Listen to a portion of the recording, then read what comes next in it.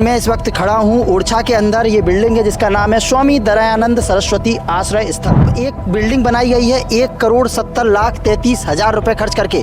तो आखिर वो बिल्डिंग जिस उद्देश्य के लिए बनाई गई है उस उद्देश्य की पूर्ति कब होगी? पूरे 3 साल होने के बाद भी आज दिनांक तक इस बिल्डिंग का सदुपयोग नहीं हो पा रहा है। उपयोग तो हो रहा है, अब वो क्या उपयोग हो रहा है ये मैं आपको आगे चल के बताऊँगा। ये मेन रोड से मुश्किल से 200 मीटर अंदर है और बिल्डिंग के बाहर कोई भी ऐसा बोर्ड नहीं लगा है जिसमें दिख सके कि यहाँ पर एक आश्रय स्थल बना हुआ है। ये आश्रय स्थल बना है, इसको बने हुए 3 साल हो गए हैं। आज 17 फरवरी 2023 को इसका उद्घाटन हुआ था। ओरछा नगर के अंदर ऐसे कोई बोर्ड क्यों नहीं लगे हैं कि लोगों को पता चले कि एक आश्रय स्थल भी है, इतना बेहतरीन आश्रय स्थल बनाया गया? कलेक्टर महोदय एवं एसपी साहब के आदेश के अनुसार वो वहाँ पर पुलिस बल रुका हुआ है। अब आश्रय स्थल में तो 300 लोग रुक सकते हैं अगर टोटल सारा खाली हो जाए तो।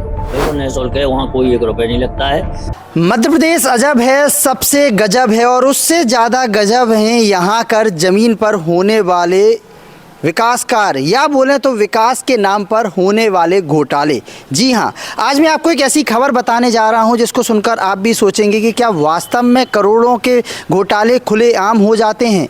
क्या इन अधिकारियों को, इन जिम्मेदार लोगों को थोड़ी सी भी शर्म नहीं बची है?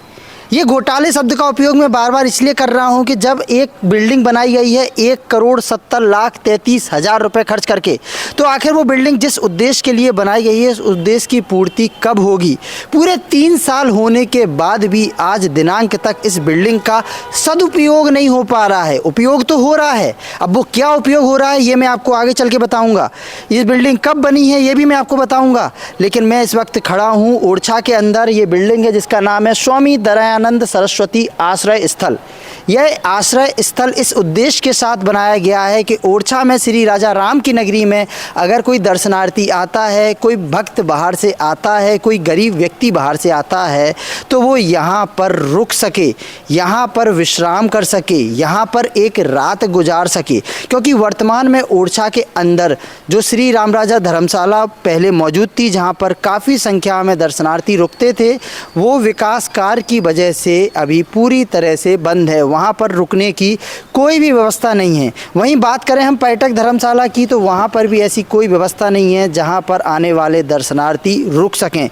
कुल मिला के ओरछा के अंदर मिला जुला कर मात्र एक स्थान, एक शासकीय स्थान मौजूद है। यह स्वामी दयानंद सरस्वती आश्रय स्थल, जो कि नगर परिषद ओरछा के द्वारा के अधीन है, जिसके पास इसके मेंटेन देखरेख का काम है।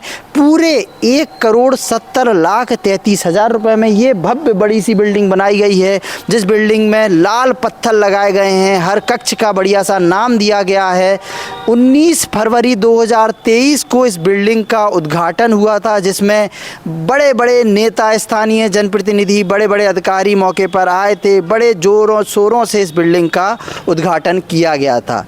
लेकिन आज भी ओरछा के अंदर आने वाले दर्शनार्थियों को ये नहीं पता है कि ऐसी कोई बिल्डिंग ओरछा के अंदर मौजूद है, ऐसा कोई आश्रय स्थल ओरछा के अंदर मौजूद है जहां पर वो लोग रुक सकते हैं। ओरछा पूरे नगर में ऐसा कोई भी कहीं बोर्ड नहीं लगा है कि लोग जो मंदिर दर्शन करने आते हैं वो जो परेशान होते हैं। कुछ दिनों पहले मैंने एक वीडियो बनाई थी जिसमें आपने देखा था लोग खुलेआम फुटपाथ पर खाना बना रहे हैं। इस तरीके से सैकड़ों लोग आते हैं ओरछा में जिनको नहीं पता है कि कहाँ पर रुकना है, कहाँ पर उनको सरकार की तरफ से जो सुविधा मुहैया कराई गई हैं उनका लाभ लेना है। अभी मैं जैसे ही यहाँ एंटर करता हूँ, ये बढ़िया नया चमचमाता वाटर कूलर है, लेकिन बंद है। क्यों? क्योंकि इसके पीछे कोई वाटर कनेक्शन नहीं है, मतलब ये ला के रखा गया है। बंद है, बंद है। हाँ, ये देखिए, ये पूरी तरह से ये बंद पड़े रखा हुआ है ये। और आप देख सकते हैं ये छोटी छोटी समस्याएं हैं। ये ग्राउंड रिपोर्ट है और मैं थोड़ा सा आपको नज़ारे दिखाऊंगा। सरदार भगत सिंह, भगिनी निवेदिता, सरदार पटेल, हर कक्ष का एक नाम दिया गया है। हम कोशिश करेंगे आपको किसी एक कक्ष को दिखा पाएँ। लाला लाजपत राय, और इस तरीके से ये भी एक कक्ष है। ये सारे कक्ष अभी लॉक है अंदर से। ये वॉशरूम बना हुआ है अंदर, ये भी कक्ष लॉक है। और अभी हम जैसे कि यहाँ देख रहे हैं कितने कक्ष बने हुए हैं, कितने बेड पड़े हुए हैं, कौन लोग यहाँ आके रह रहे हैं, ये भी आपको पता होना चाहिए कि किस तरीके से ये सुविधाएं लोगों को मिल रही हैं। और मैं भी ये कक्ष है सरदार पटेल, इसको ज़रा बाहर से ही लगा हुआ है, इसको खोलता हूँ। मैं मेरे कैमरामैन साथी को बोलूँगा, ये इस तरीके के हॉल बनाए गए हैं। ये मैंने कक्ष ऑन कैमरा खोला है, आपको बता रहा हूँ। यहाँ पुलिस विभाग के जो आरक्षक हैं उनको, वो यहाँ रह रहे हैं, आप देख सकते हैं। उनकी वर्दी टंगी हुई हैं, उनका यहाँ सामान रखा हुआ है। और मैं मेरे कैमरामैन साथी को बोलूँगा ज़रा कक्ष की स्थिति दिखा दें आप कि किस तरीके से कक्ष की स्थिति है, किस स्थिति में इन कक्ष का सदुपयोग हो रहा है। ये सदुपयोग है। निवाड़ी जिला प्रशासन आप देख लीजिए, ये 1,70,33,000 का सदुपयोग हो रहा है। ये जनता इसका उपयोग नहीं कर रही है। कौन उपयोग कर रहा है ये आप देख पा रहे हो। अभी मैं और भी कक्षों को देखूंगा और आपको बताऊंगा कि क्या ये जो राशि जिस उद्देश्य से खर्च की गई, ये बिल्डिंग जिस उद्देश्य से बनाई गई, उस उद्देश्य की किस हद तक पूर्ति हो रही है। मैं ये नहीं बोलता हूँ कि इन आरक्षकों को रोकना यहाँ गलत है। जिला प्रशासन की अपनी कुछ मजबूरियाँ हैं, उनके पास ऐसा कोई स्थान नहीं है कि वो आरक्षकों को रोक सकें। लेकिन उसके अलावा क्या आम नागरिकों को, आम पब्लिक को ये रुकने के लिए आसानी से उपलब्ध हो रहा है? मैं भी आया हूँ, मुझे यहाँ कोई नहीं दिखा। किस व्यक्ति से मैं मिलूँगा कि भाई मुझे एक कमरा चाहिए है, मुझे रुकना है, मुझे विश्राम करना है? ऐसा कुछ भी नहीं है। ये मैं एक दूसरे हॉल में आया हूँ, ये एक हॉल है ऊपर। यहाँ भी वही स्थिति है जो मैं आपको बता रहा था। यहाँ पर भी उसी तरीके से हमारे कुछ आरक्षक साथी इस पूरे हॉल में हैं और ये सुविधा दी गई है। लेकिन आम नागरिक के लिए क्या सुविधा है, इस पे अभी हम सवाल ना करें तो अच्छा है। और इसी तरीके से पूरी बिल्डिंग, पूरे आश्रय स्थल के हाल हैं। कोई भी जिम्मेदार नगर परिषद का कर्मचारी यहाँ मौजूद नहीं है जो ये बताए कि कहाँ रुकना है, कहाँ बैठना है, कहाँ पे ये वॉशरूम बने गए हैं यहाँ पे। तो कुल मिला के 1,70,33,000 में बिल्डिंग तो बड़ी शानदार बनी है, हॉल बहुत अच्छे बने हैं, लेकिन सुविधा कोई नहीं है। ये पब्लिक के लिए नहीं बना है, ये सरकारी बिल्डिंग है। और अभी इसका उपयोग भी अधिकतम यहाँ पे मैंने जो कक्षों में देखा है, बाकी कक्षों को भी मैं देखूँगा, पुलिस विभाग के द्वारा ही किया जा रहा है। जनता को इसका कोई लाभ नहीं मिल रहा है। और इसी बीच देखिए 2023 में ये बिल्डिंग बनी है, ये डेवलपमेंट देखिए आप ज़रा, ये क्वालिटी है। 1,70,33,000 खर्च करने के बाद ये विकास कार्य है। ये ग्राउंड रिपोर्ट है निवाड़ी ज़िले के ओरछा में होने वाले विकास कार्यों की। उस बिल्डिंग का मैंने आपको दिखाया क्योंकि वहाँ पर लिखा हुआ था कि स्वागत पंजीयन कक्ष। तो मैंने अभी पंजीयन कक्ष के वहाँ से होते हुए ऊपर के कमरों की वास्तविक स्थिति दिखाई। अब मैं दूसरी बिल्डिंग में आ गया हूँ, उसी से कनेक्टेड बिल्डिंग है और इसकी क्या स्थिति है मैं ज़रा आपको दिखाता हूँ। यहाँ पे ये टॉयलेट बना हुआ है, यहाँ भी इसी तरीके से वही सेम स्थिति है।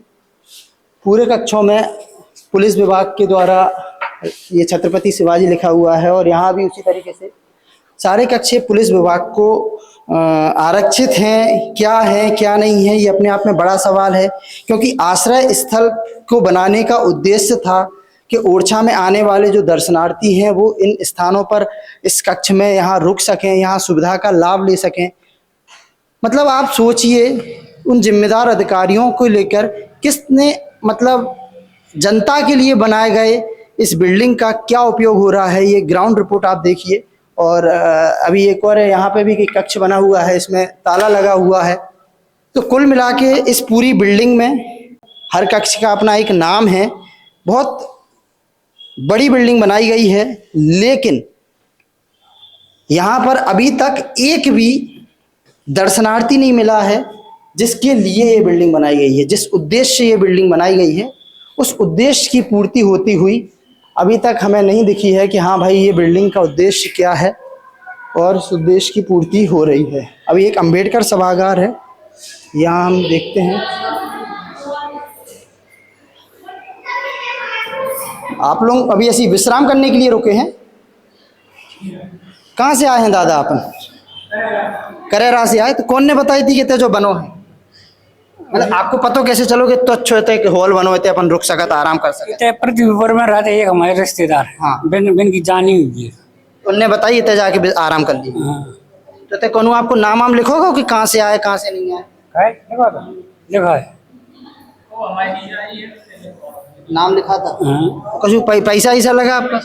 पैसा नहीं लगे, निःशुल्क है। हाँ। हम तो 2 घंटा के लिए आए बस। ठीक है ना, अच्छी बात है। तो फाइनली एक हॉल में मुझे कुछ ऐसे दर्शनार्थी मिले हैं जो ओरछा दर्शन करने के लिए आए हैं और उनके किसी परिचित ने उनको ये बताया था कि ऐसा एक स्थान है, यहाँ पे चले जाना, आराम से 2 घंटे विश्राम करना, जिसका कोई पैसा नहीं लगता है। अच्छी बात है, कुल मिला के किसी ना किसी रूप में इसके एक कक्ष का हमें अभी सदुपयोग होता हुआ दिखा है।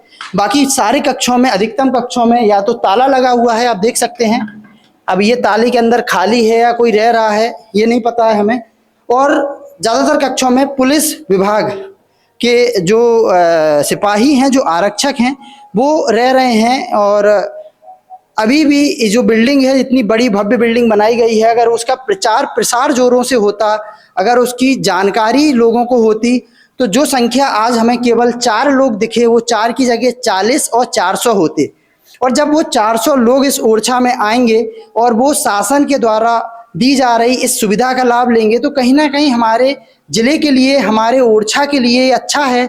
क्योंकि वो जिस उद्देश्य के साथ ओरछा आ रहे हैं, जिस भाव से ओरछा आ रहे हैं, वो उस भाव की पूर्ति होती कि राजा राम की नगरी में उनको इस सुविधा का लाभ मिला। 170 करोड़ 33 लाख खर्च होने के बाद देखिए क्या वास्तविक स्थिति है। ये अब हम वो इसको टच कर रहे हैं, अगर हम ज़्यादा टच करेंगे तो पूरा ये क्या हो रही है। ये 170 करोड़ 33 लाख रुपए हैं जो आपके सामने देख रहे हैं आप। और ये अपने आप में कई सवाल खड़े करता है कि स्थानीय जिला प्रशासन, स्थानीय नगर परिषद ओरछा अपनी जिम्मेदारी से किस तरीके से पल्ला झाड़ रही है।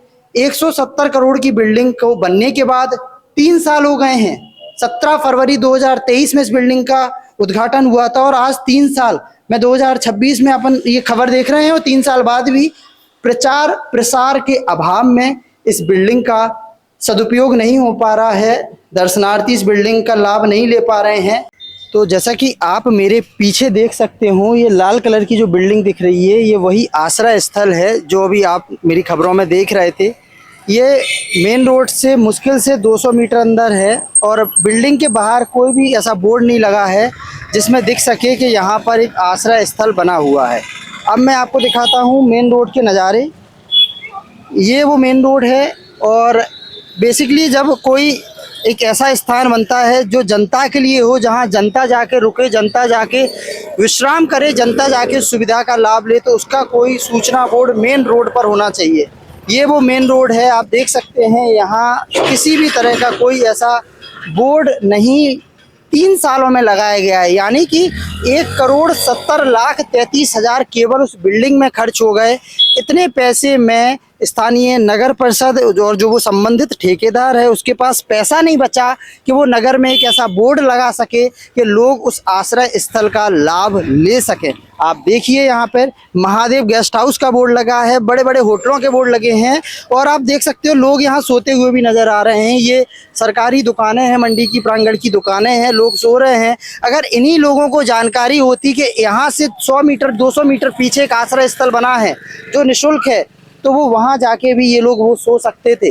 लेकिन नहीं, यहाँ ज़मीन पर क्या स्थिति है ये आप देख सकते हैं। तो इस वक्त मैं ओरछा नगर परिषद के जो मुख्य कार्यपालन अधिकारी हैं सीएमओ सर, उनके पास आया हूँ। आश्रय स्थल के विषय में मैं जानना चाहूँगा सर, ये जो ओरछा में आश्रय स्थल बनाया गया है ये कितने कमरे हैं, उसमें कितने हॉल हैं, थोड़ा सा बताएं उसके बारे में। हमारे आश्रय स्थल में 4 हॉल हैं और 6 छोटे छोटे कमरे हैं। जो छोटे छोटे कमरे हैं उसमें हमारी सारी व्यवस्था है, पलंग भी पड़े हुए हैं और है सो वहाँ आते भी हैं लोग बाग रात में ठहरने के लिए, तो वो ठहरते भी है। लेकिन जो नगर पालिका द्वारा आश्रय स्थल बनाया गया है, चूँकि राम राजा की नगरी है, पुलिस बल को कहीं ठहरने की व्यवस्था नहीं है, इस वजह से कलेक्टर महोदय एवं एसपी साहब के आदेश के अनुसार वो वहाँ पर पुलिस बल रुका हुआ है। कितने कमरों में पुलिस बल रुका हुआ है? हॉल हैं, 4 हॉल में पुलिस बल रुका हुआ है। और जो 6 कमरे हैं वो आपके पास? वो आश्रय स्थल के लिए वो जो भी आ जाए आदमी तो वो ठहर सकता है और निःशुल्क व्यवस्था है उसमें। ठीक है। तो वहाँ पे कितने कर्मचारियों की आपकी तरफ से ड्यूटी रहती है? यहाँ से तो अभी वर्तमान में हम 1 कर्मचारी रखे हैं जो 24 घंटे वही रहता है। तो वहाँ और साथ ही जो ये आश्रय स्थल बना है, इसको बने हुए 3 साल हो गए हैं। आज 17 फरवरी 2023 को इसका उद्घाटन हुआ था। ओरछा नगर के अंदर ऐसे कोई बोर्ड क्यों नहीं लगे हैं कि लोगों को पता चले कि एक आश्रय स्थल भी है, इतना बेहतरीन आश्रय स्थल बनाया गया है? उसकी जानकारी तो सभी को है लेकिन कोई जाना ही नहीं चाहता है वहाँ, क्योंकि एक तो वो थोड़ी अंदर बस्ती में है तो वहाँ पर लोग पहुँच नहीं पाते हैं और अगर पहुंचते हैं तो हमारे कर्मचारी उनको विधिवत तरीका से ठहराते हैं और रात में रुकते हैं लोग बाग। ठीक है, आश्रय स्थल में रुकने के अलावा और क्या क्या सुविधाएं वहाँ पे? कोई सुविधा नहीं है आश्रय स्थल में, केवल रजाई गद्दा पलंग ये सब उनको ठहरने की व्यवस्था है। तो मतलब कमरों में बेड मिलते हैं और हॉल में जमीन पे, कि हॉल में भी बेड? नहीं, हॉल तो चूंकि हमारे पास है ही नहीं, तो वो तो पुलिस अपनी व्यवस्था करे है, अपने अपने बेड डाले है, अपने वो करिए है।